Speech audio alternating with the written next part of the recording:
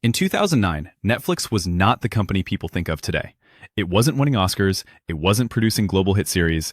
At the time, Netflix was still best known as a DVD by mail business.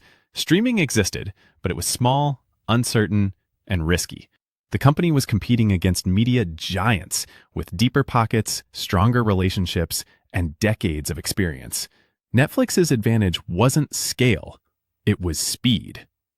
But as the company grew, that speed began to fade. More employees meant more managers. More managers meant more process. Rules were added with good intentions. Expense approvals, vacation policies, performance reviews. But Reed Hastings, Netflix's co-founder and CEO, noticed something troubling. The very systems designed to protect the company were slowly suffocating it. Hastings had learned this lesson before. In the 1990s, he had founded a previous company that eventually failed. Looking back, he believed excessive control and bureaucracy played a major role. He didn't want Netflix to repeat that mistake. So instead of adding more rules, Hastings asked a dangerous question. What if rules were the problem? Together with Netflix's chief talent officer, Patty McCord, Hastings began rethinking how companies treat people. Most companies assume employees will take advantage of freedom if given the chance, so they build guardrails, approval chains, policies for every possible scenario. Netflix decided to try the opposite. They began working on an internal presentation, a simple slide deck meant to explain how Netflix actually wanted to operate. It wasn't designed to impress, it was blunt. The deck outlined a radical philosophy. Adults don't need to be babysat. They need clarity and accountability. One slide captured the idea perfectly. Netflix has a culture of freedom and responsibility. No vacation limits, no detailed travel rules, no micromanagement. Employees were trusted to act in Netflix's best interest and expected to live up to that trust. Another slide went even further and made many people uncomfortable. It explained Netflix's belief in talent density, the idea that a smaller team of exceptional people outperforms a large team of average ones. Managers were encouraged to ask themselves a hard question. If this person told me they were leaving for another job, would I fight to keep them? If the answer was no, Netflix believed it was better to let them go, with respect and generous severance, than to lower standards quietly. This wasn't about cruelty, it was about honesty.